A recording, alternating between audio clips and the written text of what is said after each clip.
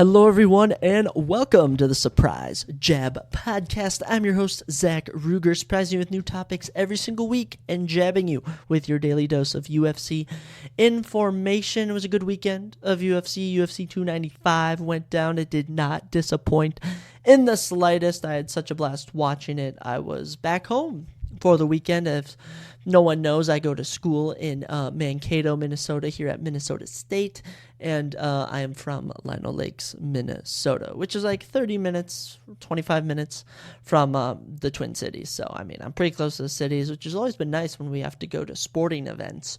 But now that I'm like an hour and a half from the cities, that always complicates things when I have to go to sporting events. But I don't go too often. I mean, the last big one I was at was the Minnesota Vikings versus the Indianapolis Colts last year when we came back down 33-0. So the last game I was at was history making, which was pretty cool.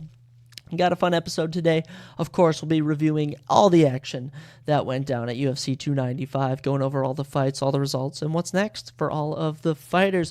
Also going to be going over all the matchups that happened in Week 10 of the NFL season, including my Minnesota Vikings getting another close victory win. Very happy there. Some check-ins with the major sports leagues. Look at some upcoming UFC fights and all sorts of other activities here on the Surprise Jab Podcast. But yeah, I mean, life's been pretty good lately. Today, Monday, November 13th, I actually had a news interview, went on there with the VP of my company, and we basically talked about our brand, Evergrowing Co., with KEYC, Mankato. It's like the big news network down here, so it's pretty cool. I can say I've been on the news and done a segment on it, so I'll try and find that clip. I'll post it on the Instagram for the podcast and also on my personal Instagrams. Yeah, also everyone follow my personal Instagram, Zach_Ruger. Shout me out on there, say hello to me, I'll respond. You know, I'm always available. You know, I always like to, so I sometimes act like, oh, let me check my schedule, but usually I'm around to go over things. But yes, the company's been going pretty well. We paid back our loan last weekend. I didn't sell, but like me and 3 other girls I was tabling with in our CSU, our student union, we were able to sell 11 sweatshirts, which has been pretty nice. And we actually reordered, so if you guys want to get anything, go to evergrowingcoibe.com or just hit me up, Venmo the account or whatever, and I can get you a sweatshirt, which are the hoodies. They're super nice. We got green, we got gray, and we got tan, which are basically it's like a cream, it's like a gray charcoal, and it's like a pine green, forest green, or whatever. Super fun stuff. But yeah, it's kind of sad. The class is coming to an end. The semester flew by, and it's been my favorite semester I've had so far. Met so many cool people in class, and yeah, just been such an amazing time doing everything. Apparently some guy also who has a podcast mentioned that he wanted someone from the company to come on and speak. So volunteer me for that, all my company mates. In UFC land, we'll get right into it. We've had some big fight announcements, all right? We've had some cool fight announcements, all kicking us off in 2024. Wow, 2024 already coming at me. That is just crazy. Jan Blachowicz and Alexander Rakic are official for UFC 297 in Toronto, Ontario, Canada, January 20th at UFC 297. I mean, Jan Blachowicz and Alexander Rakic, what are they ranked now? Well, Jan is the number 4 and Alexander Rakic are the number 5 light heavyweights in the world.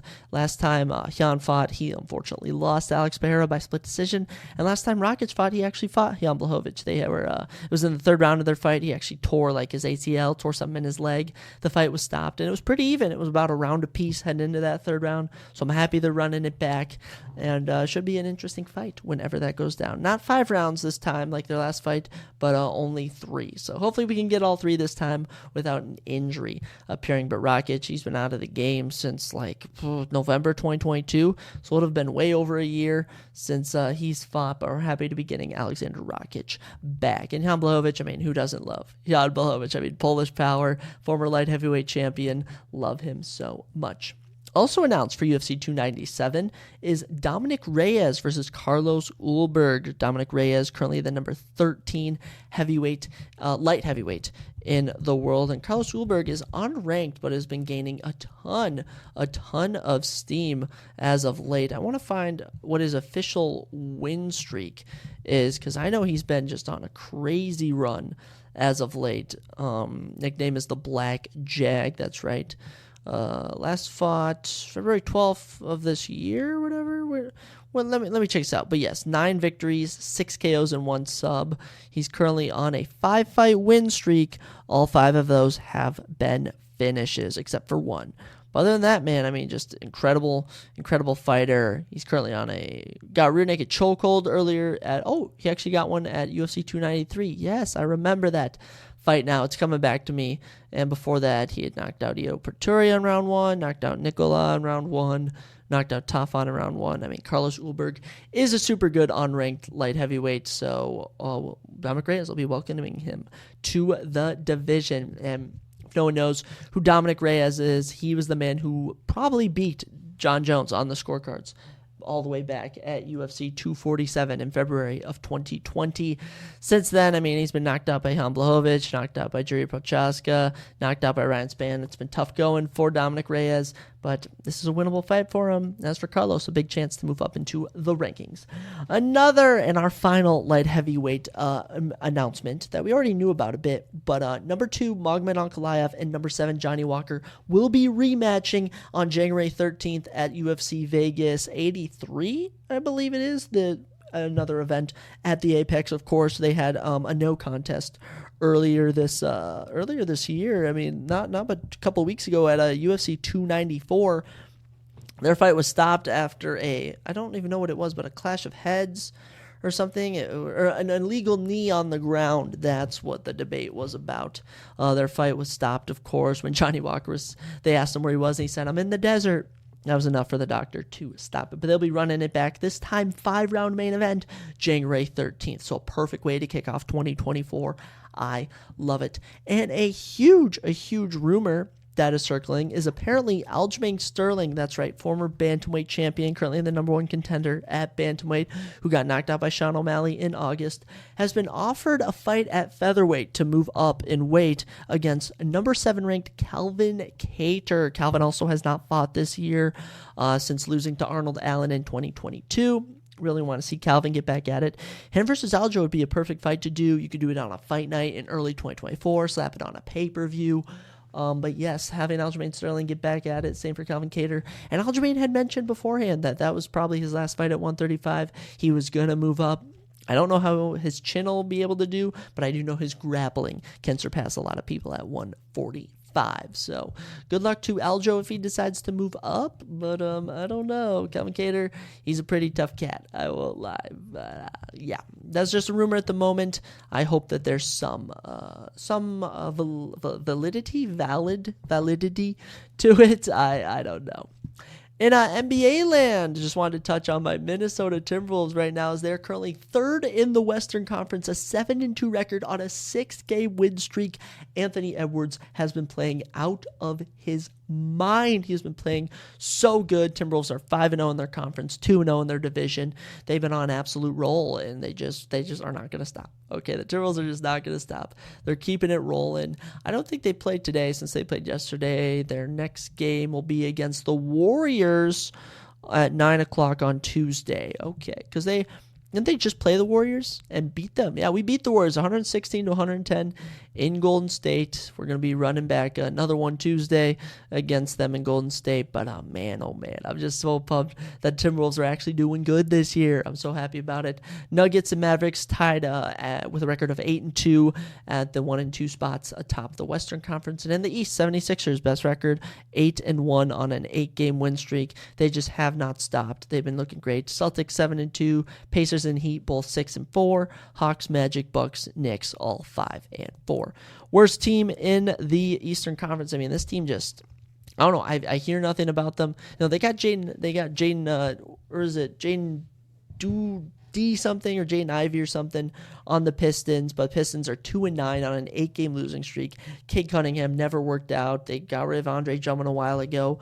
I mean, I don't know what's going on with that franchise. Wizards are 2-7 at the 14th spot. Hornets at 3-6 at the 13th spot. But they're not the worst, as the Grizzlies, who are 2-8, have just looked atrocious. So I guess they're actually a game better, but the Grizzlies are just so bad without Ja Morant. They need to adjust if they're going to have any chance of the season. And the Spurs, despite having Victor Wembanyama, getting a ton of publicity, are 3-7 on a 5-game losing streak. So it's been brutal for them. And as for the Clippers, who are 3-6, also on a 5-game losing streak after acquiring James Harden, they are now 0-4.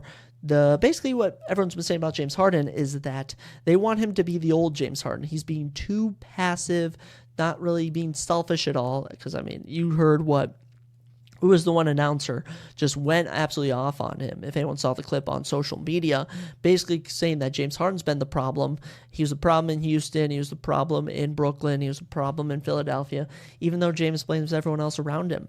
So if James Harden can get back to his ways, Clippers can be good. But as of now, 3-6, 11th in the West. Also on a 5-game losing streak is the Clippers, or not the Clippers, the Pelicans. 4-6. They were looking good. 4-1. Have lost 5 straight since then. Zion Williamson, you need to turn up. Also on a 6-game win streak, just like Timberwolves, is the Rockets, who are 0-3, but are now 6-3. Talk about a turnaround. This team is in the process of a rebuild, so it's absolutely amazing that they can get this momentum right now. And last we'll touch on is that the Miami Heat, who are 4th in the Eastern Conference, are on a 5-game win streak after starting 1-4. They are now 6-4. Good for them. Always happy to see stuff like that. But yeah, the NBA season still kicking off. Every team is approaching just about their 10th game played this week. We'll always be doing check-ins with them throughout the season. Heading on to the ice as we check out the NHL. My Minnesota Wild are currently 6th in the Central Division. They're 5-8-2. Of course, if no one knows, the 5 victories, 8 defeats. The 2, that's overtime losses. So the NHL, it's kind of a different setup than other leagues where they count overtime losses as being able to get a point. So if you get a win, I believe you get 2 points, losses 0 points, and overtime losses 1 point. If I'm doing that correctly, it might even be that a win is 2 points. Yes, okay, I said it correctly. Wins 2 points, losses no points, and overtime losses 1 point. And they go off of points to qualify. But the best team in the AHL right now is the Boston Bruins, 11-1-2, only 3 losses on the season, looking absolutely impressive. Second is the Panthers, who are 9-4-1 on a 4-game win streak. Good for them. I'm trying to find any other streaks that are sort of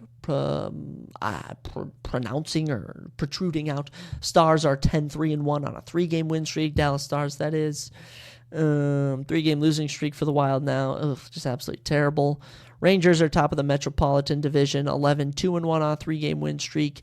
At the bottom, the Blue Jackets are 4-7-4 on a 5-game losing streak. And in the final division, the Golden Knights, 12-2-1 actually look like the best team in the league.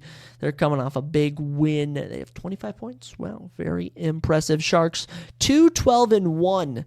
Wow, the worst team in the league is the San Jose Sharks, who at one point were 0-10. So, I mean, kind of a turnaround for them. They were on like 11-game losing streak, 0-10-1.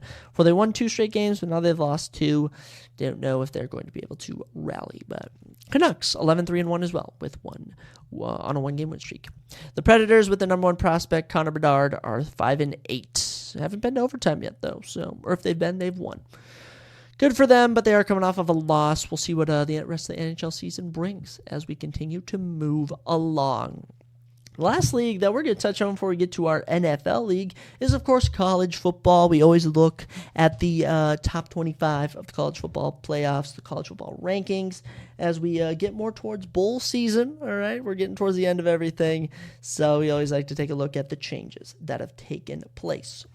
So 25 teams, some moved up, some moved down, some are still undefeated. Let's take a look at it. So at number 25, we have the Liberty Flames. They were ranked 25 last week, still 25. They're 10-0 on the year. Defeated Old Dominion 38-10 this past weekend. Their QB, Kadon Salter, threw for 3 touchdowns and ran for 2 more touchdowns as the Flames, under first-year head coach James Chadwell, improved to a perfect 10-0 for the first time in school history. They'll play the University of Massachusetts next Saturday. Happy for the Liberty Flames. You know, this is always a team that I feel is ranked 12-13 in March Madness. Don't really hear much out of the Liberty Flames. I know they're kind of decent in hockey, but good for them. Starting out 10-0, only a couple weeks left. Keep it rolling. At number 24, having a crazy 9-spot drop-off, is the Oklahoma State Cowboys. OSU was ranked 15th last week. They're now 24th after losing to UCF 45-3. They're now 7-3 on the season. Oklahoma State became only the second top 15 team in the AP poll era since 1936, that is, to lose by more than 40 points to a sub 500 team. UCF doesn't even have a positive record, and they absolutely blew out number 15 ranked Oklahoma State. So Oklahoma State, there was at one point a potential to be in the championship. Those dreams have since long faded, and it's been a hard plummet to the bottom of the leaderboard. On a side note, I'm still recovering my sickness. If anyone watched the last episode, I've just had a nasty cold all week, and, it's been making my voice raspy. So occasionally I need to pause, get a drink of water before I keep rolling, which was actually super tough this morning as my voice didn't even get dry. I just had mucus before I was going on the news, so I kept having to hocker a bit. It was super unfortunate, but we were able to bang out that interview this morning. So keeping us moving at 23, we have the not ranked last week, but ranked this week, Kansas State Wildcats. They're 7-3. They defeated Baylor 59-25. Wow, putting up 59 points last week. The Wildcats scored their most points in a game since 2016, where they scored 63 against FAU, and their most in a conference game since 2011 against Kansas, where they scored 59. Wow. Impressive stuff from Kansas State. This is a team that always does well in March Madness. That's where I usually compare these college teams. But, good for you guys becoming ranked. At number 22, we have the North Carolina Tar Heels. They were ranked 24th last week. They jumped 2 spots after defeating Duke 47-45 in double OT. They're now 8-2 on the year. Tez Walker, who had 7 catches for 162 yards, became only the third UNC player with more than 160 receiving yards against Duke, as the Tar Heels won their 5th straight against their arch rivals. Coming in at number 21, we have the Tennessee Volunteers. They were ranked 14th last week. There's at one point they were in the top 5 almost, but they lost to Missouri 36-7 this past weekend and are now 7-3 and have dropped from the 14th spot to now the 21st spot. Heading into Saturday's matchup, the Vols had won 4 straight over the Tigers, and in 2 years under Josh Heupel had outscored them 128-48. Next Saturday, they'll play Georgia, but man, Tennessee, you guys have fallen off hard. I almost feel bad for you. At 20, Notre Dame Fighting Irish. They jumped 2 spots from 22. They were on a bye last weekend, but they have lost 2 of their past 3 regular season games against ACC foes after winning their previous 30, as they'll take on Wake Forest next Saturday. Notre Dame, they're just, I feel like they're always an average team every year, but they're a notable team. They get primetime spots. At number 19, jumping 4 spots from last week's 23 spot, Arizona Wildcats. They defeated Colorado 34-31. The Wildcats' 4-game Pac-12 winning streak is tied for its longest in the past 25 years. They'll play Utah next Saturday. Colorado losing again. Wow, Arizona, definitely a basketball school, and also definitely a party school. At number 18, oh my gosh, I freaking love this. The James Madison Dukes, they jumped 3 spots from their ranking of 21 last week. They're now 10-0 on the year. They blew out UConn 44-6. And the Dukes improved to 10-0 for the second time in program history thanks to Jordan McLeod's 4 touchdown passes. It marked his 6th game with 3 or more passing scores this season, and the only other QB with that many, USC's Caleb Williams, Washington's Michael Penix Jr., and LSU's Jaden Daniels, all future NFL quarterbacks right there. They'll play Appalachian State at 2 p.m. next Saturday. Always happy when I see teams like James Madison going undefeated, tearing it up, getting some recognition. I'm happy for them. At number 17, a team that was undefeated a bit ago, but is now 9-1. They were ranked 20th last week, now 17th, is Tulane, the Green Wave. Defeated Tulsa 24-22. Shedro Lewis became the first Tulane player since 2003 with a 100-yard kickoff return. Ooh. They'll play Florida Atlantic next Saturday. Good job, Tulane. At number 16, we have the Utah Utes, who were ranked 13th last weekend, but they lost to Washington 35-28. They're now 7-3. After starting the season 4-0, the Utes are now 3-3 in their past 6 games, with all 3 losses coming against Oregon State, Oregon, and Washington. Yikes. They'll play Arizona next Saturday. Best of luck to you, Utah. It's been a sad fall off. Ranked at number 15 after being ranked 18th last week, the LSU Tigers, 7-3 on the season. They defeated Florida 52-35 last weekend. Tigers QB Jaden Daniels became the first player in FBS history to throw for more than 350 yards and run for more than 200 yards. They'll play Georgia State next Saturday. LSU doing your thing, at the moment you're kind of just a meme because of Livy Dunn. At number 14, we have the Oklahoma Sooners, who jumped 3 spots from last week. They're now 8-2. They blew out West Virginia 59-20 this past Saturday. QB Dylan Gabriel tied a Big 12 single-game record with 8 total touchdown passes. 8 total touchdowns, 5 passing, 3 rushing, matching Geno Smith in 2012 and B.J. Simmons in 2003. How about that? Geno Smith in 2012 set a Big 12 record. Good for Geno. Good for Geno. At number 13, we have Ole Miss, who drops 3 spots from last weekend's number 10 ranking. They're now 8-2. They got blown out by Georgia 52-17. Quashawn Judkins had 2 rushing touchdowns to give him 14 on the season, ranking second in program history, behind only the 16 he scored last year. So good for Quashawn, but Ole Miss fell to the mighty power of the Georgian Empire. At number 12, dropping 3 spots, Penn State Lions. They were 9 last week. They have finally fallen out of the top 10. They're now 12, 8-2 on the season.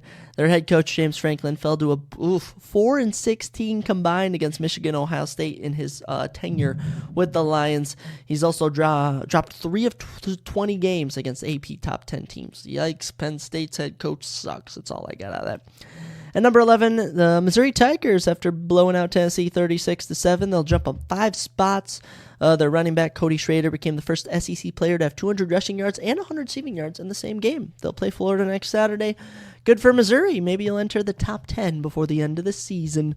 At number 10, the Oregon State Beavers. They were 12th last week, but they, put up an absurd 62 points in their 62-17 win over Stanford this past Saturday. The Beavers' 45-point margin of victory was their largest in a Pac-12 game since 2012, and their 598 yards of offense marked their most in any game since 2019. They'll play Washington next Saturday. Oregon Beavers, go make history. At number 9, jumping 2 spots from last week's Louisville Cardinals. They're 9-1. They were 11 last week, 9 this week. They defeated Virginia 31-24 this past Saturday.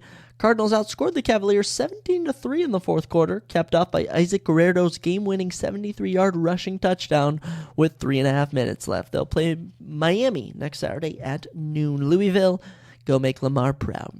At number 8, they were 8 last week, the Alabama Crimson Tide. They defeated Kentucky 49-21. Their QB, Jalen Milroe, became the first player in Alabama history with 3 passing touchdowns and 3 rushing scores in a single game.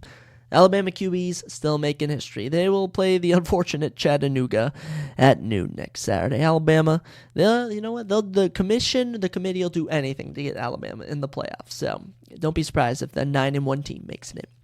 At number 7, the Texas Longhorns, same ranking as they were last week.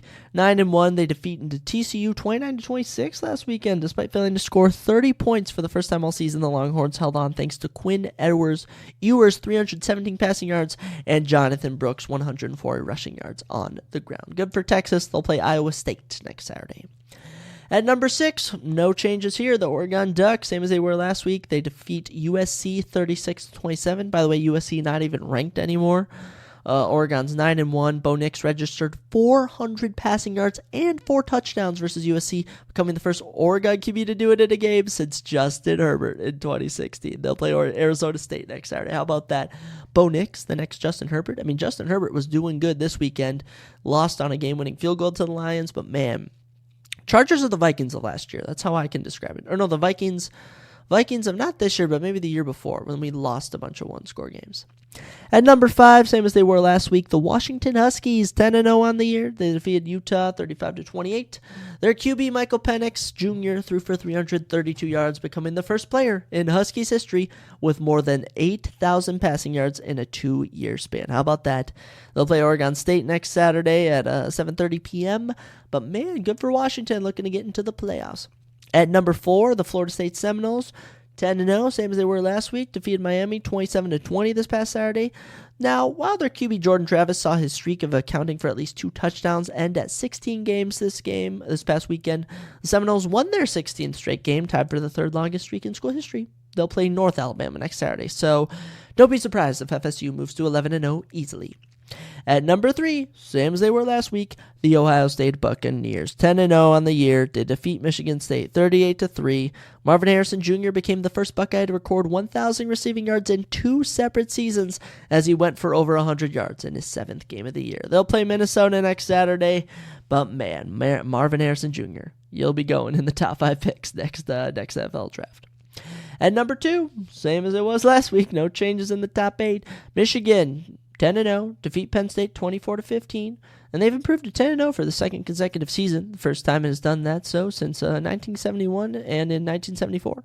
And they earned its 999th win in program history, so they'll play Maryland next Saturday and look to move that to their 1,000th win in Michigan Wolverines football history.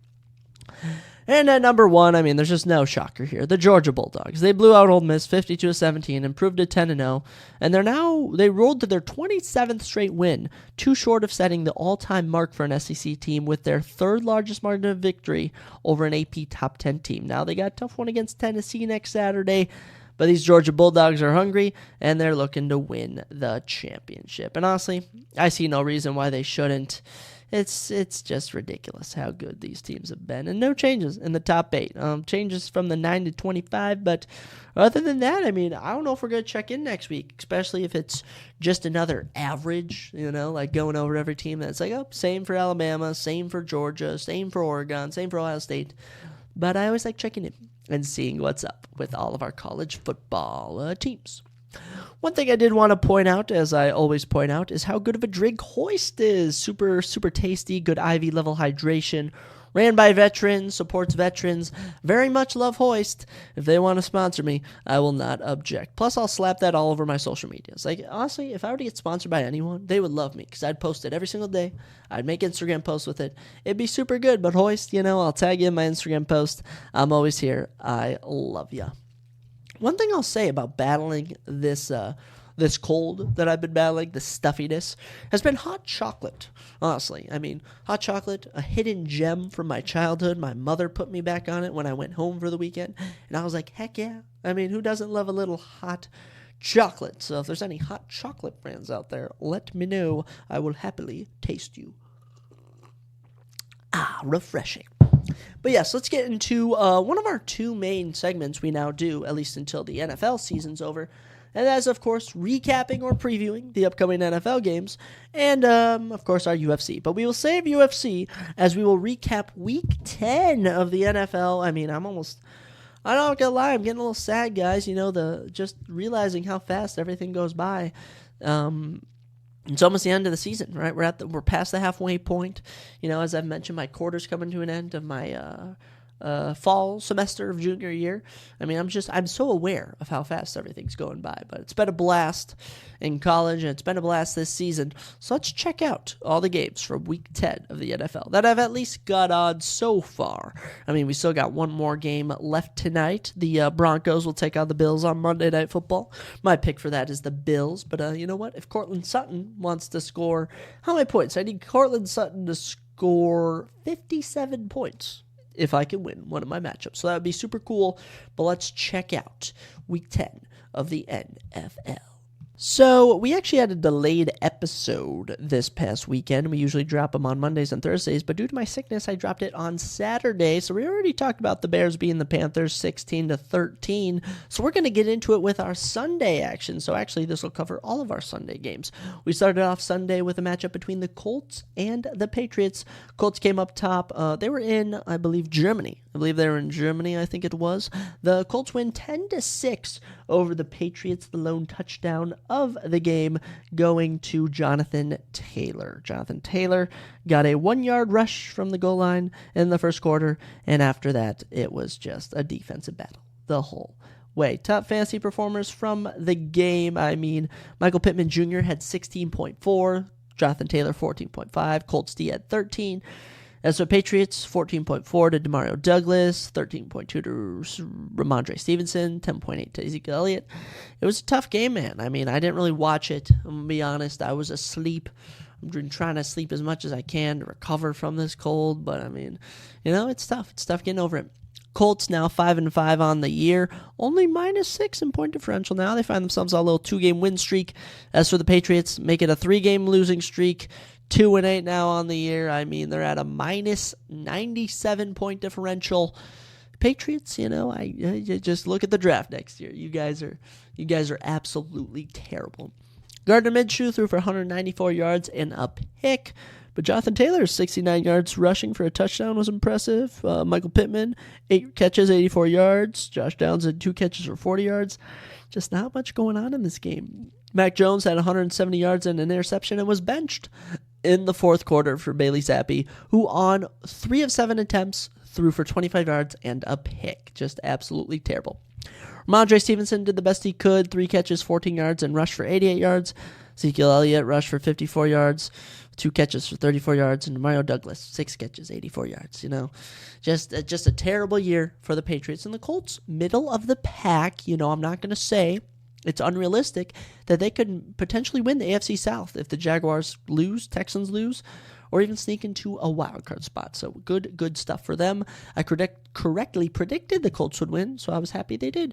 Colts and Patriots will both go on a bye week next week, so you will not see them in action into week 12. So it'll be a while for the Colts and Patriots fans get to watch their teams play. Patriots will play the Giants in week 12, and the Colts will be taking on the Buccaneers. So you'll have to wait like 2 weeks, unfortunately. For me, I'm happy because both those teams are kind of boring to watch. Heading into our noon games, the Texans beat the Bengals 30-27. Absolute stunner here. And by the way, Texans went up like 20-7 or something. It was absolutely ridiculous. I couldn't believe it. I was watching 20-7, then turned into 20-17. Then it was 27-17. Then it was 27-27. For Matt Amendola, hit a 38-yard field goal as time expired to give the Texans the win over the Bengals. Absolutely shocking result there. I did not see that coming, if I'm being honest. I did not see that coming. I was expecting bigger things from the Bengals, but nonetheless, the Texans get it done. We had some big fantasy performers in this one. Noah Brown of the Texans, 24.2 fantasy points. Devin Singletary, 23.1. And C.J. Stroud dropping 19. Jamar Chase had a crisp 23.4 day. And Joe Burrow, 19.88. Even Tyler Boyd, 19.77, was getting it done. Houston, though, C.J. Stroud, 356 yards, a touchdown, a pick. Was looking good. I mean, he rushed for 8 yards for a touchdown.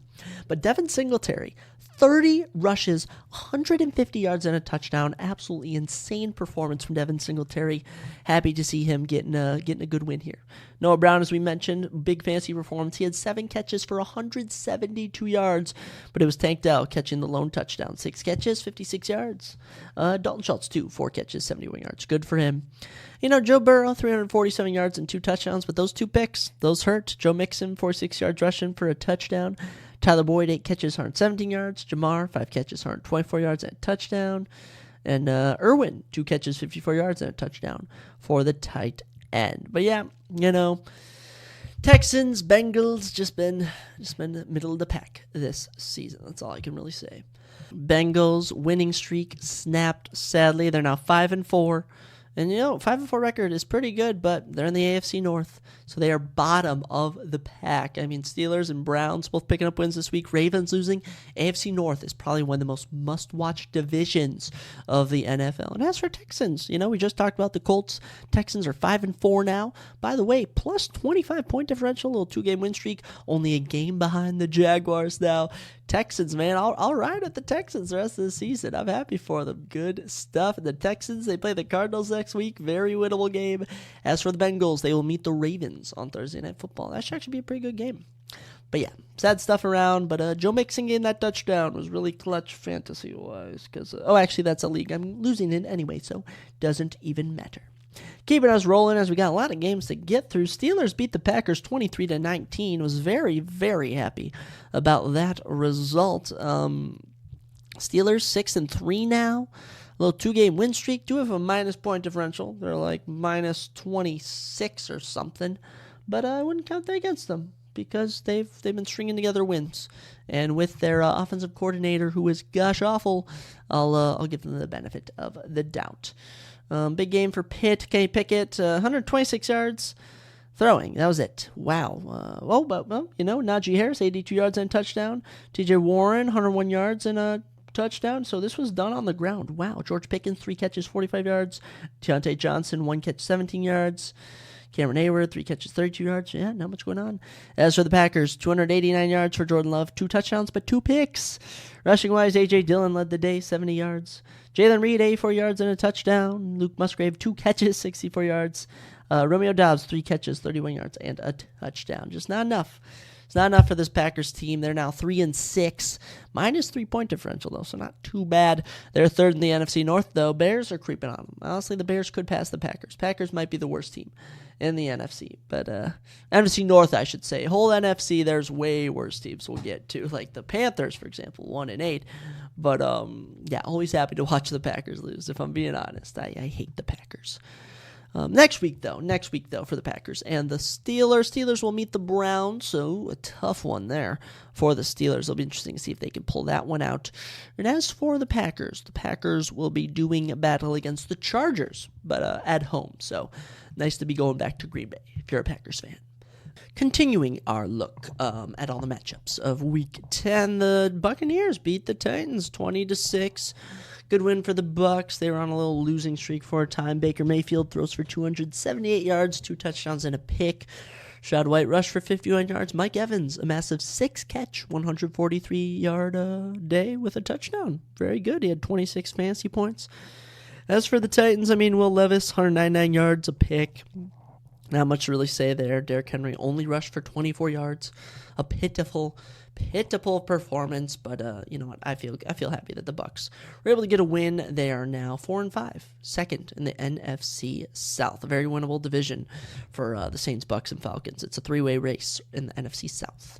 As for the Titans, it's they're 3-6, bottom of the AFC South, and honestly, now looking at it, are third worst in the AFC. So tough goings for them. Little 2-game losing streak, minus 26-point differential. I don't really know what to say if you're a Titans fan, but good for the Bucs. That's all I'm gonna say. Buccaneers will be taking on the 49ers next week. Tough matchup there. As for the Titans, they will play the Jaguars. So a big divisional matchup coming at them next week.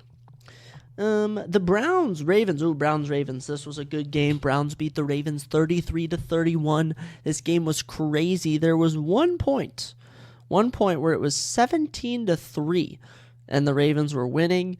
Then it was 17-9. Then it was 24-9. Then it was 24 to, I believe it was 16. Then it was 31-16. And then 2 straight touchdowns and a field goal later, the Browns win the game. But yeah, it's an absolute shootout. It was a great defensive battle. We start off the game. First play, the second play of the game, Kyle Hamilton gets an 18-yard interception return. So that was absolutely crazy for the Ravens. But, Lamar Jackson, 223 yards, a touchdown, 2 interceptions. That really hurt him. He was their leading rusher at 41 yards. Gus Edwards had 24 yards with a touchdown punch-in. Same for Mitchell. He had a little touchdown punch-in. Zay Flowers, 5 catches, 73 yards led the day. But it was Odell Beckham, 1 catch, 40 yards. That was their only passing touchdown. For Lamar, as for Cleveland, Deshaun Watson, 213 yards, touchdown on a pick. Jerome Ford, 107 yards, but it's Kareem Hunt, who's 32 yards rushing, as added to a goal line punch-in touchdown. Mari Cooper, 6 catches for 98 yards of the day. Elijah Moore, 5 catches, 44 yards, and a touchdown, was the only receiving touchdown. Browns are now 6-3, yet third in the AFC North on a little 2-game win streak, an impressive plus 44-point differential for them. Ravens, despite having a plus 113-point differential, 7-3 record, are now on a losing streak. A 1-game losing streak doesn't hurt them too much. They're still atop the AFC North by a game. But Steelers and Browns, both in the hunt. Next weekend, is anyone on a bye? No, the Ravens will be taking on the Bengals on Thursday Night Football, and the Browns will play the Steelers. So very winnable games for both of those teams, a crucial one for the Ravens. 49ers played the Jaguars, and man, oh man, it was a blowout victory as the 49ers beat the Jaguars 34-3. Absolutely crazy. Christian McCaffrey's touchdown streak ended in this game. This was his 17th game. He was going for 18th. This was supposed to be his 18th straight game getting a touchdown, but it ended here as he was not able to find the end zone. Despite that, 20 fantasy points. Brock Purdy had 23. George Kittle 20. Leading fantasy points receiver, 14 for Christian Kirk. It was a tough day to be a Jaguar. It was a very tough day. The 49ers just had their number. Brock Purdy, 296 yards, 3 touchdowns, led the day. They even brought Sam Darnold in for the final 2 plays of the game. He went 1 for 2 for 6 yards, so Sam Darnold getting some time. Christian McCaffrey rushed for 95 yards, had 6 catches for 47 yards. But George Kittle, 3 catches, 116 yards, and caught a tutty. Brandon Ayuk, 3 catches, 55 yards, caught a tutty. And Kyle Juszczyk, 2 catches, 26 yards, and a tutty. Good stuff. As for Jacksonville, Trevor Lawrence, 185 yards, 2 picks. He was benched. C.J. Burhard came in to end the game, same as Sam Darnold. Got two passes, 5 yards. Travis Etienne only rushed for 35 yards. Christian Kirk, 6 catches, 104 yards was the only good thing for the Jaguars in this one. This was a massive, massive win for the 49ers. As for the Jaguars, 6-3, still atop the AFC South, but the Texans and Colts on their tail. Do have a plus 6 point differential, but this one certainly hurt it. Giving up, losing by 31 points. Very, very brutal. Very, very brutal, but I will say the 49ers, man, 6-3, now tied with Seahawks atop the NFC West, but the 49ers technically do still hold the top spot. They have an impressive plus 101? Plus 111 point differential for the 49ers. Very, very good bounce back after being on a 3-game losing streak. 49ers will play the Buccaneers next weekend. Very winnable game for them. As for the Jags, they will meet the Titans. Oh, should be a good one there. Those are games where usually the Titans win those, honestly, if history repeats itself. And let's get into my favorite game of the week, the Minnesota Vikings. They were blowing out the Saints. It was 27-3 at some point, but in typical Vikings fashion, we gave up some touchdowns at the end, but the Vikings beat the Saints 27-19. This Vikings team is a whole new team compared to the first 5 games of the season. Chris Olave, 21.4 fantasy points. Alvin Kamara, 18.5. And A.T. Perry, 11.8 were the fantasy leaders for the Saints. As for the Vikings, T.J. Hawkinson, 30.4 points. Josh Dobbs, 25.12. And Jordan Addison, 10.9. But yeah, this was a crazy start. It was the best first half we've had all season, probably of the last few seasons. We went up 24-3 at halftime. It was absolutely crazy. The team was balling. Josh Dobbs, 268 yards and a touchdown. He also had 44 yards rushing and a touchdown. Dude, I'm a Dobbs lover. I know I've been saying it since the season began. I love Joshua Dobbs. Ty Chandler, 45 yards and a touchdown. Was the best running back on the day. Masson, 27 yards. Got hurt. Also had a catch for 6 yards. T.J. Hawkinson led the day, though. 11 catches, 134 yards, and a touchdown. Was an absolute monster. Jordan Addison, 4 catches, 69 yards. Brandon Powell, 4 catches, 35 yards. It's looking pretty decent, too. Derek Carr had 110 yards before he got injured, and Jameis Winston came in where he threw for 122 yards, 2 touchdowns, and 2 picks, including the pick, which sealed the game for the Vikings' victory. Alvin Kamara rushed for 42 yards and also had 7 catches for 33 yards. So 7 catches led the day, but it was Chris Olave, 6 catches, 94 yards, and a touchdown, who looked great. And A.T. Perry, 2 catches, 38 yards, and a touchdown, looked good himself. Even Rashid Shaheed had 5 catches for 24 yards with the Vikings. They pull out a scrappy one. That's now 5 straight for Minnesota. They're 6-4, second in the NFC North. And it's going to be us competing with, looking at it, the Saints, Bucks, and Falcons, one of those 3 teams will win the NFC South. I have no idea whose money I'd put on. Maybe the Bucks or Saints. But Seahawks are pretty similar to where the Vikings are at, where it looks like we'll be competing for a wild card spot along with the Cowboys. So it's going to be us, Seahawks, and Cowboys probably competing for that final wild card spot. 2 of the 3 of our teams will get it. But yeah, we're 6-4. We have what are we up to now? A plus 24 point differential. I'm okay with that. And a little 5-game win streak. Happy to be a Vikings fan. Saints, for 5-5, still atop the NFC South somehow, and only a plus 16 point differential. It's not too bad. Just a lot of interesting stuff going on. Saints will take a bye next week, but the Vikings will take on the Broncos on Sunday Night Football. Very excited for that one. I always love primetime games, especially being a Vikings fan.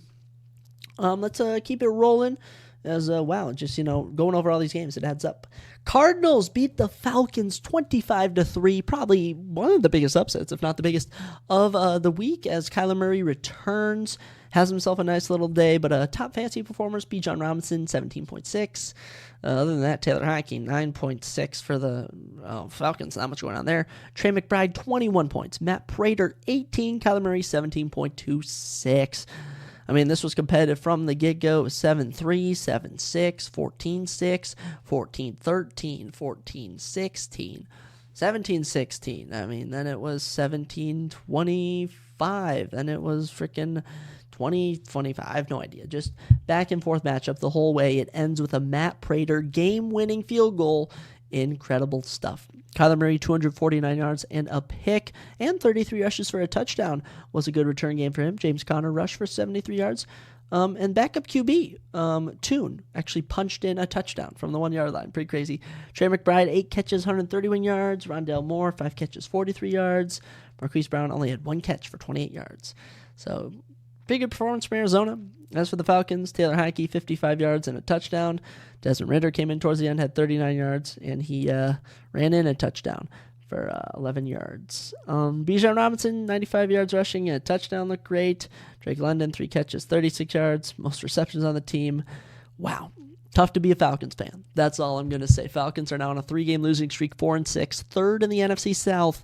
It has not been pretty. As for the Cardinals, you're 2-8. You're obviously not even the worst team in the league now. You're second to worst team in the NFC, that is. But, the Kyler Murray could spring some life into this team. Kyler Murray could really spring some life into this team, and next weekend, Week 11, the Cardinals will be taking on the Texans, which honestly is a more winnable game than I think we're giving the Cardinals credit for. And on my post-preview show, I said this was a winnable game for the Cardinals. As for the Falcons, they have a bye week next week. Thank goodness for them. This team looks terrible. The Falcons have honestly just looked worse and worse, and despite having close matchups, it's just been ugly. It's been ugly to be a Falcons fan, but good luck next year, is all I'm going to say. Probably the actual best game of the week. Lions and Chargers, an absolute shootout, 41-38. The Lions win on a game-winning field goal. So big shout to Riley Patterson hitting a 41-yarder as time expired. Man, this was an absolute heater. Lions improved to 7-2 as the Chargers unfortunately fall to 4-5. Let me just say, Amon-Ra St. Brown, 30.5 points, Jahmyr Gibbs, 26.2, and Jared Goff, 21.12. Top fantasy performers there.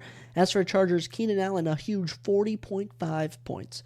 Justin Herbert, 28.42, and Austin Eckler, 21.5. Fantasy people loved this game. We'll talk about Detroit first. Jared Goff, 333 yards, 2 touchdowns. He looked perfect. David Montgomery, 116 yards and a touchdown. Jahmyr Gibbs, 77 yards and 2 touchdowns. That's got to be the best dual backfield in the league. Absolutely incredible. Amon-Ra St. Brown had 8 catches for 156 yards and a touchdown.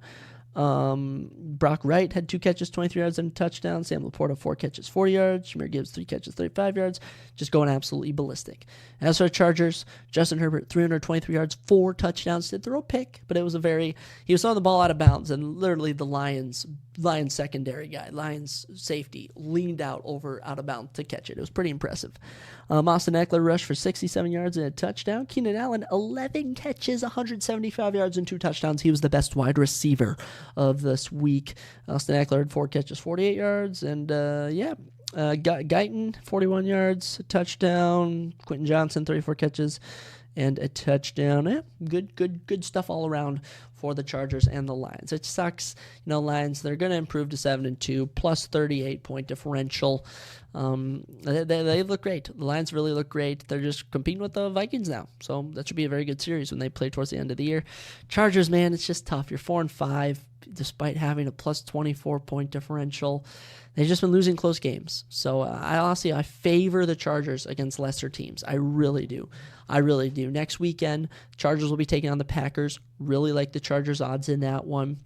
As for the Lions, they'll take on the Bears. A winnable game for them there. So both of these teams, the Chargers, we'll get to the Raiders in a second, but the Raiders have oddly became a team that the Chargers have to compete with when I really feel like the Chargers are a better team. So tough for the Chargers, but Justin Herbert, all right. I was a Justin Herbert hater, and this season has honestly turned me into a Justin Herbert supporter. So Justin Herbert, I root for you, my friend. Let's get into our last 3:30 game second to last actually. Wait, what was Monday Night Football or Sunday Night Football? Sunday Night Football is Jets and Raiders. Okay.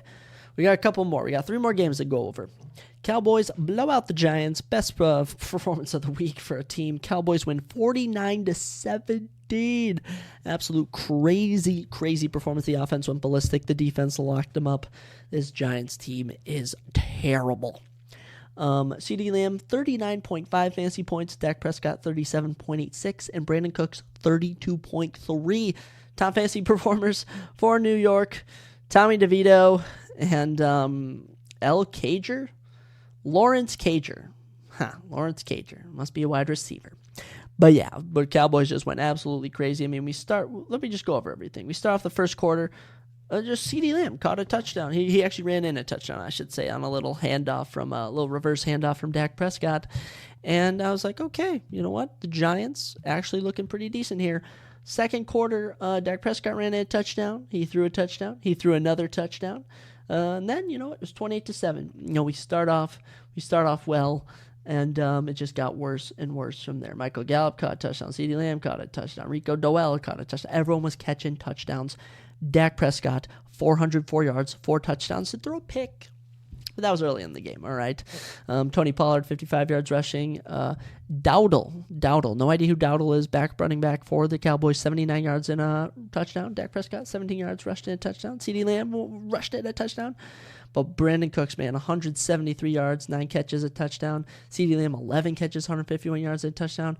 Gallup, 2 catches, 70 yards, and a touchdown. Jake Ferguson, 4 catches, 26 yards, a touchdown. This offense went ballistic. I could not believe it. It was absolutely crazy. Dak Prescott having an MVP such performance.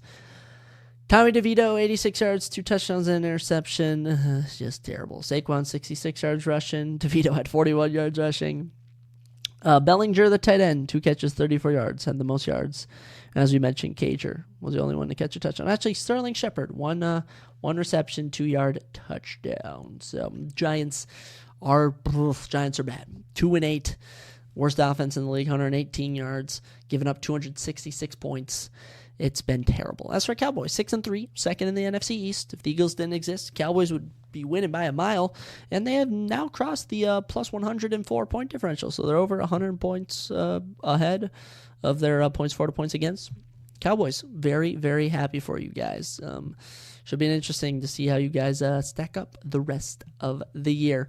Next week, Cowboys will play the Panthers, which just doesn't even seem fair. How did the Cowboys end up playing the Panthers? That makes no sense.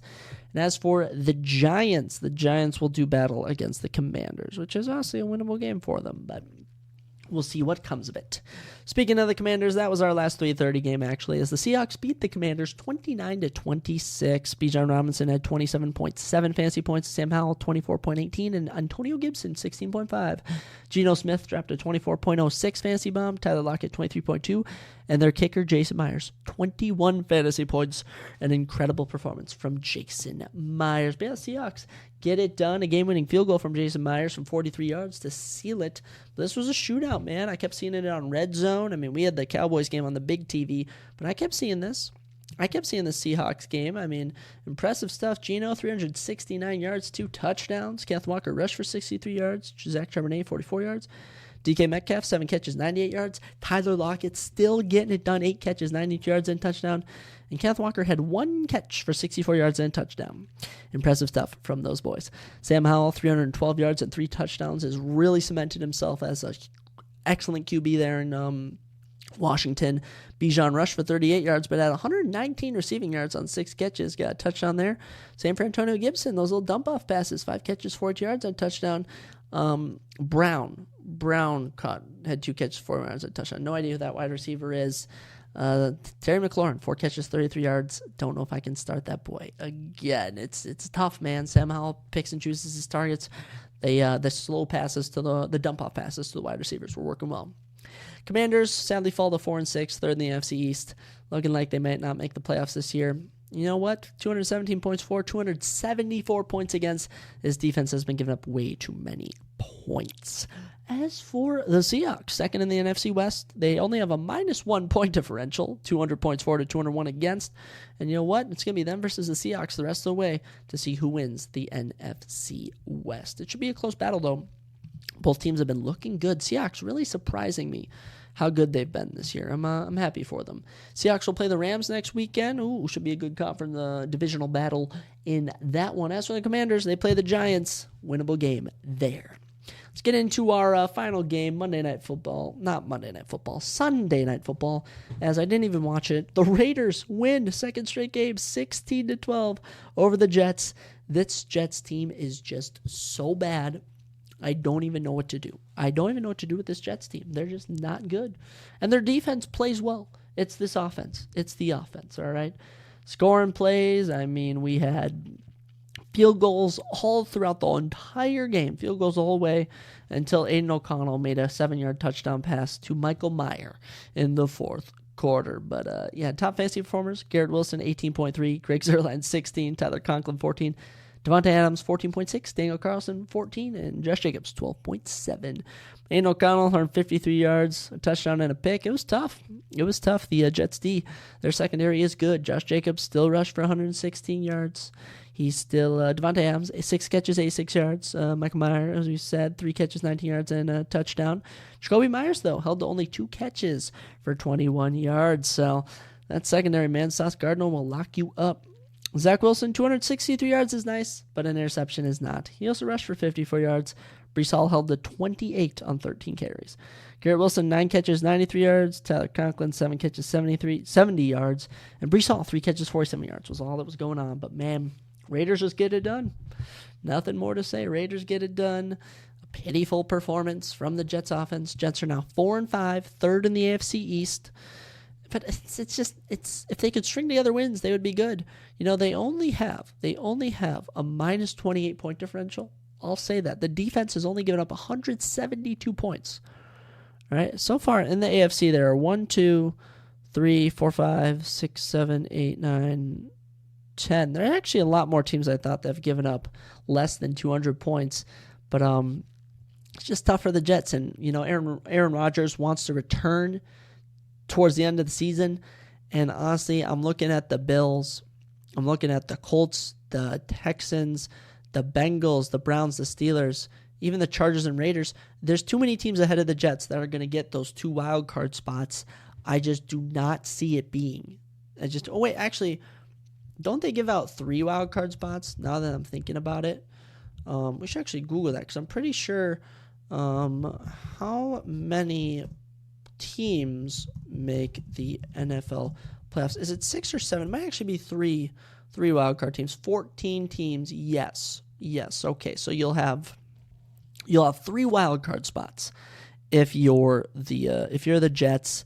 And honestly, right now, all 3 of those are going to the Steelers, Browns, and Bengals. The AFC North, the entire AFC North at the moment, will probably be making the playoffs. But Jets, nothing more to say. As for the Raiders, we'll end their NFL talk on a good note. 5-5, 2-game win streak, fighting their way back from being down brutally in the point differential. They're still minus 30 right now. But you're 500 right now. You've been looking good since you fired your head coach and your GM. And next weekend, you guys play the Dolphins. They'll really test your team. But after that, I think you guys consider, potentially making the playoffs. But Raiders, happy for you now. As for the Jets, they'll play the Bills next weekend. And honestly, I would not be surprised if they win that game because the Bills lose random divisional games. But it was a good week 10. We'll wrap it up with the Bills and the Broncos tonight.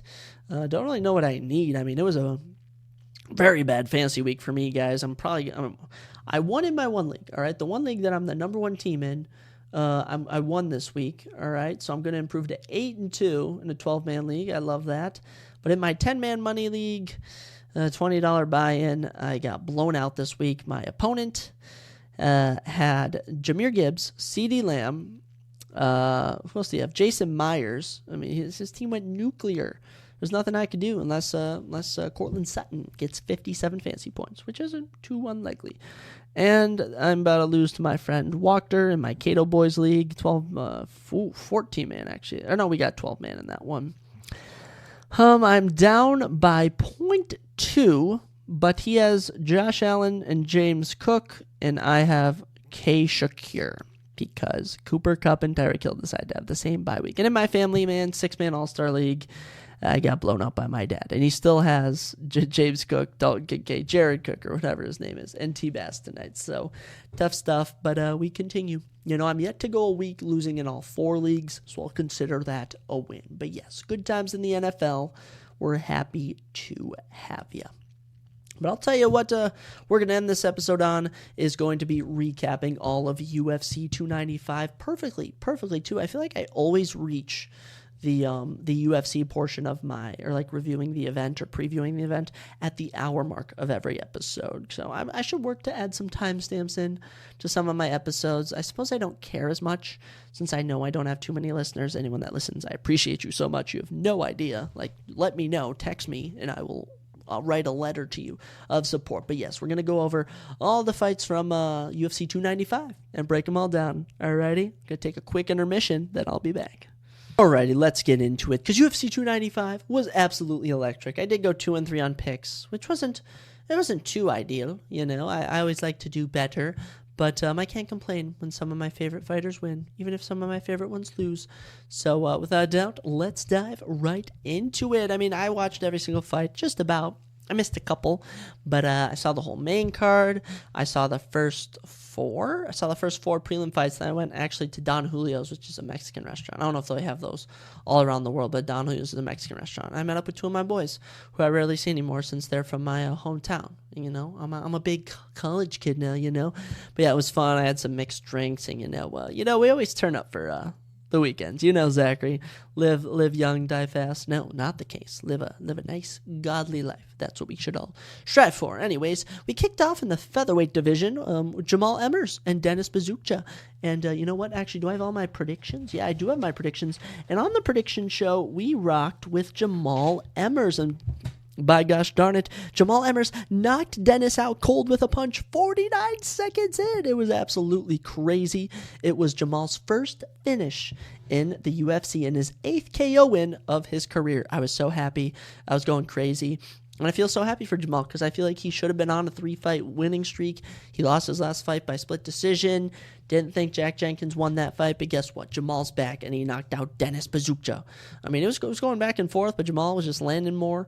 And, total strikes 14-3. I mean, there's not much to tell you when you get a 49-second knockout. For Dennis Bazukja, he is now 0-2 in the UFC. 1-1 on the Contender Series as well. This guy was on Season 4 of the Contender Series, lost, then won a decision on Season 6 of the Contender Series, took a fight against Sean Woodson on short notice and lost that, and just got knocked out by Dennis Bazukja. Jamal, I'm so happy for you. I don't know what's next for you. You're a ways off from the rankings at featherweight, but man, oh man, I was so freaking happy that he won this. So good job for you, Jamal. We started the night off 1-0. Which led us into our next fight between Joshua Van and Kevin Borjas at flyweight. Joshua Van winning by unanimous decisions, 29-28, 29-28, and 29-28 across the board. And let me just tell you, this was a competitive fight, all right? We start off round 1. Kevin is just looking better than Josh, 23-20 significant strikes, 24-20 total strikes. Went 0-for-1 on a takedown for 13 seconds of control time. Kevin won round 1, and he was looking good, too. I mean, he was looking crisp. But Joshua Van said, you know what, screw that. I had not come all the way to Madison Square Garden to lose, and absolutely went off. Round 2, total strikes 77-27, same for significant for Joshua Van. Absolutely destroyed him, was going to the face, then the body. The body shots from Joshua Van. He set a record in this fight, I believe, for body shots with over 100 or something. It was absolutely crazy. So Joshua Van, he's feeling the momentum. We're heading into round 3. And Joshua says, you know what, we're not going to stop there. So he turns it up even more. 68 total strikes and 27, 59 significant compared to 25 for Kevin Borjas. And he even landed 2 of 4 takedowns for a minute. I mean, Josh was just mixing everything in. He gets the unanimous decision victory. And boy, oh boy, was I was out of my seat. I was so happy for Joshua Van. This kid is only 22 years old. He's only a year older than me. And he's out here beating Kevin Borjas. How old is Kevin Borjas? I was trying to remember. He's like 25 years old, so he's beating someone 3 years young, 3 years older than him. You know what? Good for you, Joshua Van. And that was Joshua Van's, what is it now? He was on a little win streak, wasn't he? 7th straight victory, 2-0 now in the UFC. Joshua Van, you're going places. I don't think he's rankings ready yet. I don't want to throw him to the dogs yet, but I certainly want to see more of him. As for Kevin Borjas, he took this fight after winning on the Contender Series. You lose your UFC debut, Kevin, but only your second professional loss. He should be able to bounce back. He should be able to bounce back. Let's keep it rolling to our next fight between John Castanda and Kyung Ho Kang. And let me just tell you, I was happy that John won this, as I found out he was a Minnesota boy. 31 years old from Minneapolis, Minnesota. And guess what? He picked up his second straight win in this one. He beats Kyung Ho Kang by unanimous decision, wins all 3 rounds over him. Impressive stuff for John. I mean, totals from the fight, 111 to 88 significant strikes, total strikes 119 to 88. 3 for 8 on takedowns for 2 minutes and 18 seconds of control time. Round 1, just the pressure from John Castanda definitely won him this round. John was pressuring Kang more, and even if Kang stunned him with some shots occasionally, even towards the end, John just had more pressure. Heading into round 2, John finally landed a takedown, mixed it up. His shots were looking a bit harder, and was just the pressure of his was just looking better. In round 3, despite both men having 40 significant strikes, John had 7 more total strikes, 2 of 5 on takedowns for 1 minute and 23 seconds. John's pressure just won him this fight, and even though it wasn't the most exciting fight, it still showed John's growth and that he is a good mixed martial artist. Good win for John. 2-0 now, 4-1 actually, since 2021. And honestly, in the UFC, he's 4-2. Came from the Contender Series. His only losses are to Nathaniel Wood and Daniel Santos. And that Daniel Santos one was the fight of the night, and he almost beat him in that one. So a perfect 2-0 on the year for John Castanda in 2023. Wins over Muin Gaforov and Kyung Ho Kang. I like what I've seen from him. As for Kang, it's unfortunate losing, but he's only lost by decision in the UFC. I'm sure he'll be back. That's all I'm going to say. I'm sure we'll be back. If we go to an Asia country, it's a shame we couldn't get him on the China card, but especially if we go to Korea, because I believe that's from, he's from Busan. If we can go to Korea, I'd be super happy for him. But as for now, John Castanda, good victory. And we got another knockout on the prelims, absolute scenes, as Jared Gordon knocks out Mark Madsen in 4 minutes and 42 seconds. Jared Flash Gordon, they don't call him Flash for no reason. Kick off the fight, and Mark Madsen is going for some takedowns, but they're not even takedown attempts. He pretty much just pressured Jared Gordon up against the cage. He was looking good on the feet. It honestly looked like he was outstriking Jared Gordon. And then even though he's not credited for a takedown, he had him against the cage, and he kind of had him in, all I could say, it was like a half clinch of sorts, like he's trying to go in for a leg, Jared's defending leg, and he hits him with just like a normal punch. Like a hook, maybe even like a little jab, and you could tell it stunned Mark, and you were kind of like, oh, Mark's stunned, and he hit him again, and then he hit him again with a punch that had in the clinch, and he just knocked Mark out. Mark just falls down. So clearly Mark's nickname is not the Olympian, it's Mark No Chin Madsen. I am so sorry, Mark. I was rooting for you. But you just got brutally knocked out. You're 39 years old. Clearly you can't hang with some of the big dogs at lightweight, and Jared Gordon isn't even a big dog, so that should say a lot of stuff. But Mark Madsen was 12-0. He's now on a 2-fight losing streak, been finished in both of them. And as for Jared Gordon, this is such a feel-good moment for him. I mean, the Paddy Pimblett decision in last December did not go well. In April of this year, the head clash, no contest against Bobby Green. And now in November, he picks up a win over Mark Madsen. You got to feel good for Jared. And as for Jared Gordon, that was his 7th knockout victory in his career. Absolutely good stuff for him. Happy for you, Mom. Happy for you, Jared, especially winning in your home state of New York. He's from Queens. You know what, Jared, I'm happy for you. He wanted someone ranked, which he said doesn't make sense, but he's still going to shoot for the attempt. So, you know what, good credit to you, Jared, but you're not going to get anyone ranked. You could potentially fight someone who we're going to talk about later, who I'll mention, but yeah, Jared Gordon, you're not getting a ranked guy, but I'm certainly happy you got a victory. Good for you, Jared. And at this point, we're 3-1 on my prelim predictions. Actually, we ended the prelims 5-2. So that's just a little point. Then I'm so sad I missed this fight. This was the one fight I talked about on the pre-show that I wanted to see. I told you all it was going to be a banger of a fight. Nazim Sadikov, the Black Wolf, versus Vyacheslav Borshev, Slava Claus. And it was a majority draw. I don't know what occurred, but just judging from the stats, I feel I can. Totals from the fight, Nazim had 1 knockdown, 91 significant strikes, 109 total strikes, 4 for 7 on takedowns for 3.5 minutes. Vyacheslav, 143 significant strikes, 144 total strikes. Absolute fire from him in the striking department. Round 1, Vyacheslav outstriking him 58-23. Same for total and for significant, striking him at a 73% land rate. Looks like Vyacheslav's striking won him round 1. And Vyacheslav is a dangerous striker. I mean, this is a guy of his 7 victories, 6 by knockout. Was looking good. But then round 2, Nazim landed a knockdown, 1-for-1 on takedowns for 2 minutes of control time. Outstruck him 51-30, 39-29 significantly. So it looks like Nazim might have 10-8'd him in round 2 from what I am seeing. Then, as we head into round 3, Vyacheslav outstrikes him 56-29 significantly, 56-35 overall. But Nazim did land 3 or 4 takedowns for 1.5 minutes of control time. So I'm assuming, just judging from it, Vyacheslav wins rounds 3 and 1, but a round 2 10-8 for Nazim Sadykhov is my assumption. This fight is ruled a majority draw, but does win fight of the night. I'm always love when the prelims win fight of the night, as we didn't really have one on the main card, if I'm being honest. The only one you could have maybe said was the main event, but it was nowhere near as entertaining as this from what I've seen. So, I mean, I was seeing people say that they should run this fight back.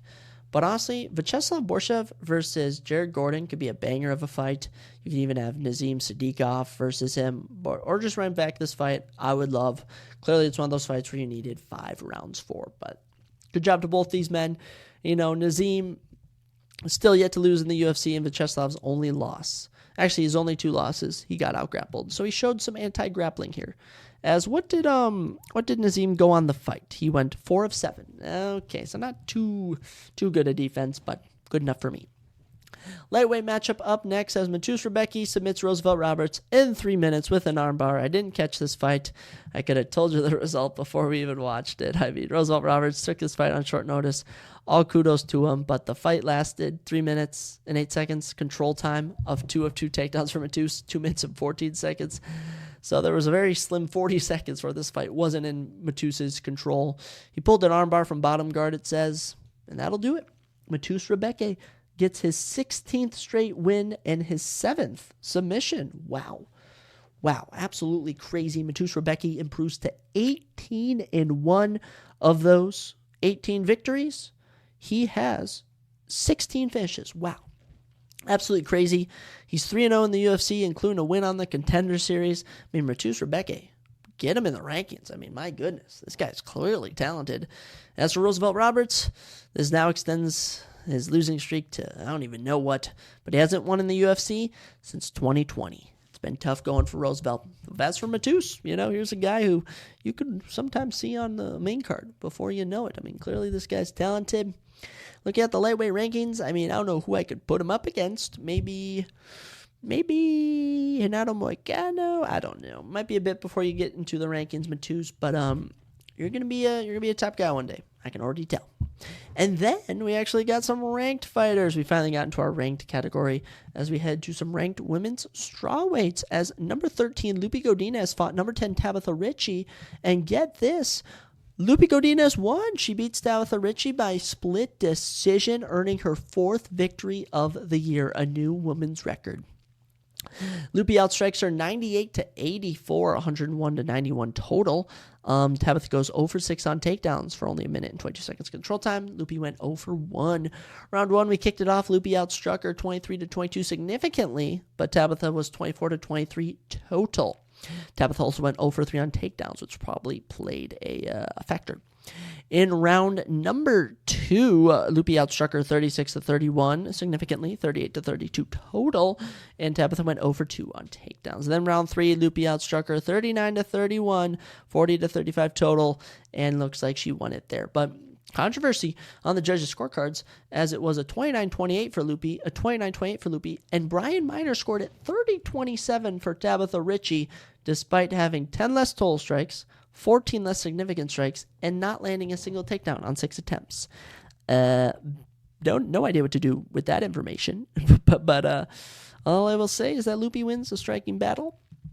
Gets it done. She's now ranked number 10 in the women's strawweight division, and let's shoot her up the rankings. Let's have her fight. Let's see. Luiana Pinero's fighting someone soon.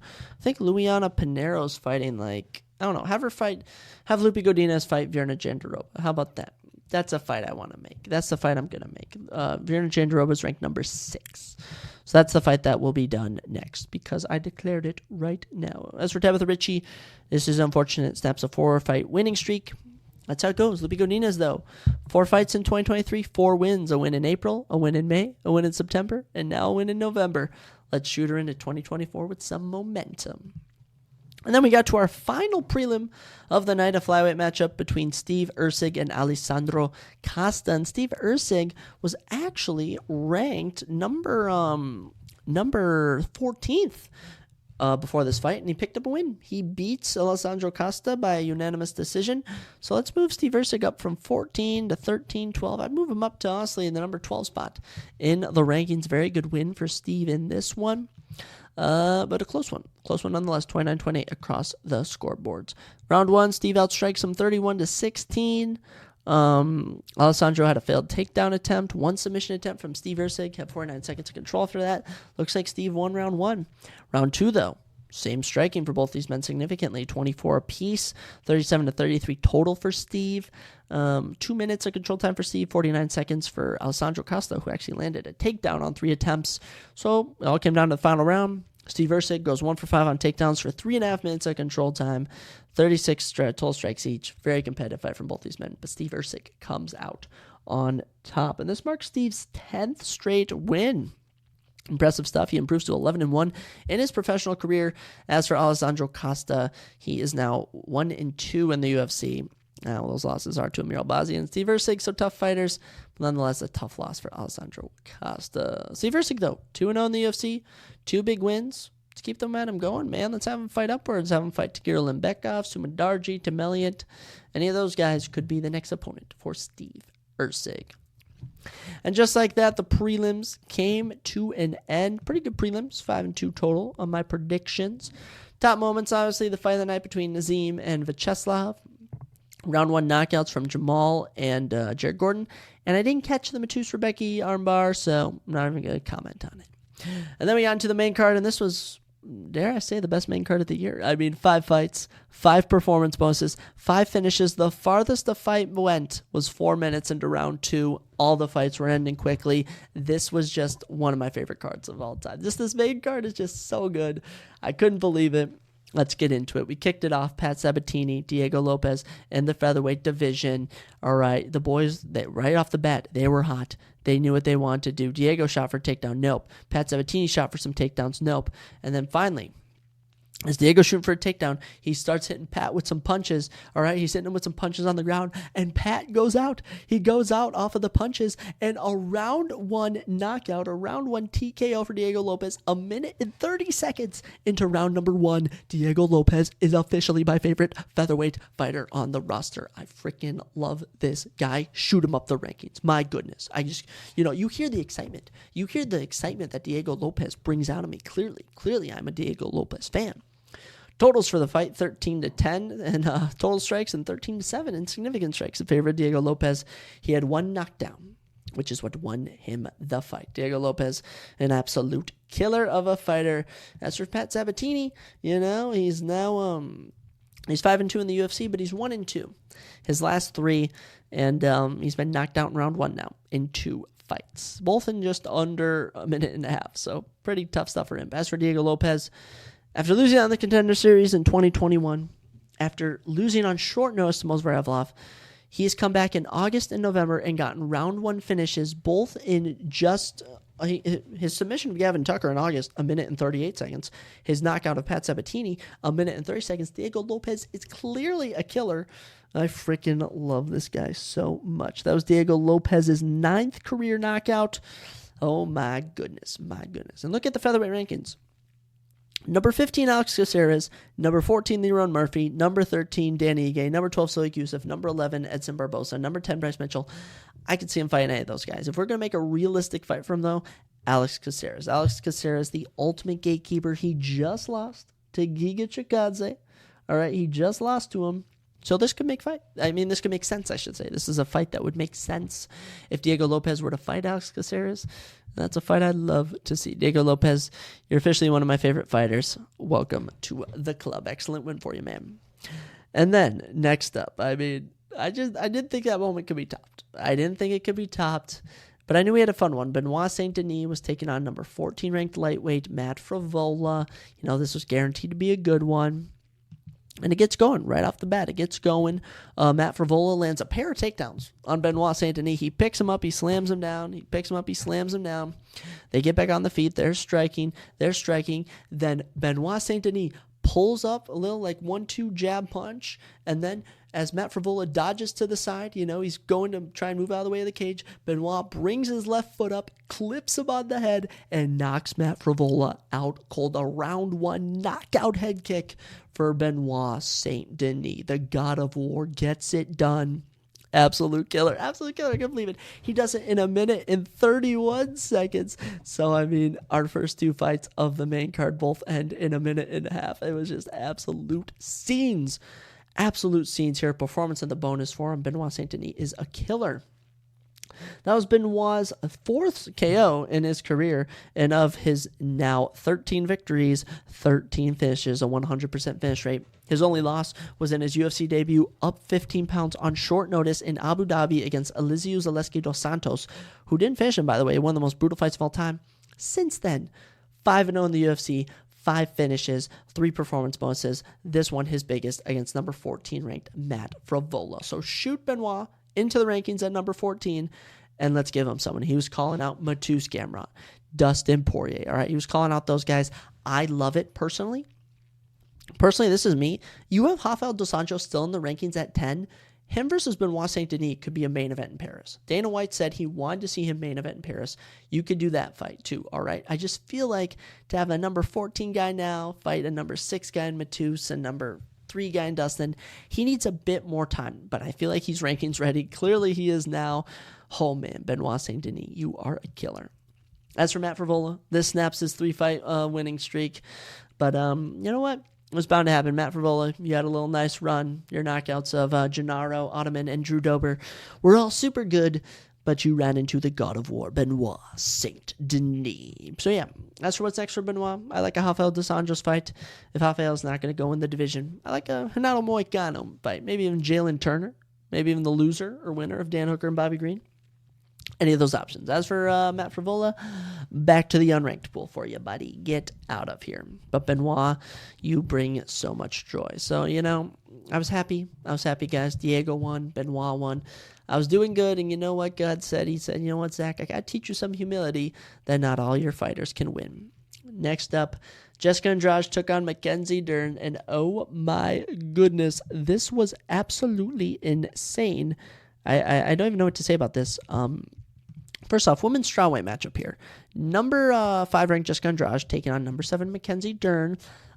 Jessica Andrade's 3-fight losing streak in this year had been finished in all of them. Mackenzie Dern coming off a main event win, fight of the night, over Angela Hill. And just right off the bat, I could tell this was not the Mackenzie Dern I had seen her last fight out. No. Jessica Andrade outstrikes her in round 1, 27-25, knocks her down once. Okay, she knocked her down once. Not too bad. We head into round 2. Jessica Andrade clearly won round 1, almost finished her on the ground with some punches. And Jessica Andrade proceeds to drop Mackenzie Dern 3 times in round number 2. By the way, similar striking numbers, 26-25 in favor of Jessica Andrade. So these women were even in striking. But Andrade's power was just unreal. Mackenzie Dern just was not blocking anything. She gets dropped 4 times in their fight that lasted 2 rounds. By the way, time-wise, a 8-minute and 15-second fight getting dropped 4 times means she got dropped almost every 2 minutes. Oh my goodness, Jessica Andrade, a huge comeback win for her. Bounce back win, I should say, is the correct term. She was probably getting cut if she lost this. As for Mackenzie Dern, just has been win-loss since 2021. Nothing more to say. Wow. That's a shocker for me, guys. It was a shocker. Jessica Andrade keeps her spot in the rankings at number 5. As for Mackenzie Dern, she'll probably just stay at 7. You know, there's... Actually, Marina Rodriguez might even pass her. Mackenzie Dern might even drop down to the number 8 or 9 spot in the rankings. Oh my goodness. This is a tough loss, but congrats to you, Jessica Andrade. You deserve it. You deserve it. So then let's get into our title fights, because, you know, I was already sad. I just watched Mackenzie Dern get brutally knocked out by Jessica Andrade, and then I was like, you know what? the great heavyweight fight next. Sergey Pavlovich, Tom Aspinall, my boys. I love both these boys, but I picked Sergey. I like Sergey more. I was a fan of Sergey before Tom. Hey, you know what? A minute and 9 seconds in, and I could just tell that Sergey was too crazy. Tom was landing better, just looking better. All right, no one even needed to shoot for a takedown. Tom hit him with some leg kicks. They hurt Sergey. Sergey hit Tom with one punch. The one punch Sergey landed in this fight hurt Tom. But then Sergey loaded up, got clipped. All right, he got clipped once, so he was already wobbly. And what do you do when you're wobbly? Do you defend yourself? No, you decide to load up again. He gets hit with a clean punch, a clean right, I believe it was, or it might have even been a left hook. And Sergey Pavlovich gets knocked out a minute and 9 seconds into round number 1. Absolute scenes. Absolutely crazy. The second loss of Sergey Pavlovich's career. As for Tom Aspinall, his second straight round 1 knockout, and his 14th in his career, 14-fight finish streak. That was Tom's 10th KO victory, so good for him. You know what? I'm not even mad. I'm not even mad. Tom Aspinall, 7-1 now in the UFC. His one loss, a fluke. He got injured. Impressive stuff from him. As for Sergey, his first loss since 2018. Just tough. But, as sad as I am for Sergey, I got to give Tom Aspinall credit. He's now the interim champ. A fight with him and John Jones will make more money than a Stipe and John Jones fight, even though Dana White is still adamant that it's going to be John Jones versus Stipe. No one wants that. I don't know. But good win for Tom Aspinall. He'll now be the number 1 ranked contender, the interim champ. As for Sergey Pavlovich, he'll probably move down into the 3 to 4 range for contenders. But, Tom Aspinall, he said he wants to defend the belt. Cyril Gane wants to fight him now, but Tom said since Cyril originally did not want to fight him when Tom called him out in Paris, he doesn't want to give it to him. So he said maybe someone like Halton Almeida. He wants to give a shot. But Tom Aspinall, there just feels like there's something special with that kid. I'm probably going to pick him from now on in the future.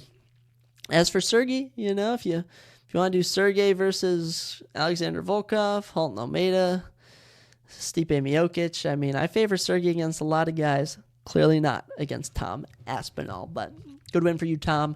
I will much rather be congratulatory of Tom than hate on him because this was a very impressive win for him. Let's get into the main event where, yet again, a fighter I picked was knocked out. Alex Pereira finishes Jiri Prochazka in the second round to become the new light heavyweight champion. Totals from the fight, 38-30, significant strikes in favor of Alex Pereira, 49-44 strikes in favor of Pereira as well. And Pereira actually had a submission attempt for, what was it? He was trying to lock on like a guillotine, standing guillotine, but he's not a submission guy, so he has no idea what to do. Jiri did try and lean on the grappling a bit, went 1 for 3 for 2 minutes and 45 seconds control time, but it was a close round 1. It was a close round 1. A takedown might have sealed it for Jiri. It did feel like Alex was landing a bit better with the leg kicks especially. As we got into round 2, the leg kicks were going bad for Jiri, so he shot for a takedown. As he was shooting, he got clipped with the left, really rocked him, so he went fully down to the ground. He was getting hit with some elbows to the side of the head, fell backwards, looked kind of unconscious, but managed to recover himself. Felt like an early stoppage at the time. Still kind of feels like it does. A round 2 TKO gives it to Alex Pereira. New light heavyweight champion. Absolutely crazy. Absolutely crazy. No words. No words. That's all I can say. Alex Pereira will now be your new light heavyweight champion. Jiri will probably be the number 2 contender as Jamal Hill will move down to the number 1 contender spot. But man, wow. Alex Pereira in just, what is it now, Ben? Alex Pereira has now had 7 UFC fights. In that time span, he has won the middleweight championship and the light heavyweight championship. Absolutely crazy. He's also main evented 3 pay-per-views in that time. Alex Pereira, you're an absolute gem. You get a performance bonus for it. It was Alex's 7th knockout victory in his MMA career. As for Jiri, only his 4th professional loss, first UFC loss. He'll be back from this, but the night belongs to Alex Pereira. Rankings-wise, huge implications here. As we go to the pound-for-pound list, you had Alex Pereira at 10. He's now a champion. All right, I'm moving Alex Pereira up to probably the number 7 spot in the pound-for-pound list. And as for Jiri, knocking him off, probably throwing Tom Aspinall on at like 13, 12, or 11. I'd throw Tom Aspinall even on at like the number 11 spot. I'm being honest. But I mean, impressive stuff from all the boys. Impressive stuff. What's next for Alex Pereira? He'll probably defend the belt against Jamal Hill, who vacated the belt. But he was calling out Adesanya, which was funny. He wants to have a trilogy fight in the UFC with Adesanya. I don't know if they're going to do that. But if they do, I'm here for it. I'd probably root for Jamal Hill. I don't know why I'm not the biggest Alex Pereira fan, but I think that's because I'm upset that I didn't pick him. That's probably the case. As for Jiri, there's a fight between Magomed Ankalaev and Johnny Walker coming up. He could fight the winner of that. There's a fight between Han Blachowicz and Alexander Rakic coming up. He could fight the winner of that. He could even straight up fight Nikita Krylov. A lot of options for Jiri, but he comes up short. Guys. The only thing left a sour taste in my mouth was that the 3 fighters I picked all got knocked out to end the night. But I can't complain because I had Diego and Benoit both winning. But overall, a very good card. Good vibes the whole day. We had a couple cold ones too. Saturday was a very fun time. But now we look ahead to next weekend as we have UFC Vegas 82. It will be main evented by middleweight contenders number 10 ranked Brendan Allen and number 13 ranked Paul Craig. Brendan Allen is on an incredible 5-fight win streak. 4 of those finishes by rear naked chokehold. He only has 2 losses in the UFC. One of those is to Chris Curtis. The other is to current middleweight champion Sean Strickland. This guy is as legit as it gets. As for Paul Craig, the submission expert, recently moved down to middleweight, finished Andre Muniz in July. This is a big opportunity for him. And I mean, this guy has so many finishes in the UFC. I mean, 1, 2, 3, 4, 5, 6, 7, 8. 9 of his 9 UFC wins, all by finish. Paul Craig, I cannot wait to get into his stats for submissions. I mean, my goodness, that should be a fun one. This upcoming Saturday, we also have undefeated welterweight contender Michael Morales taking on fellow welterweight contender Jake Matthews, rising lightweights Chase Hooper and Jordan Levitt, as well as ranked women's strawweights Luiana Pinero and Amanda Hebus. This should be a fun card. But yeah, that'll do it for the episode, guys. Still battling this cold, having to cough at some points, get some hot cocoa, drink some water, but we're getting through it. All right, let's make it a good week. I got classes tomorrow. Gonna get back into the gym tomorrow. I haven't gone since last Thursday. I haven't had a good workout since last Wednesday. So whenever I'm out of the gym, I just feel weak. Gotta buy some new medicine. Gotta buy some groceries. I got no food to eat here. Broke college student vibes. You know how it be. Big marketing test tomorrow.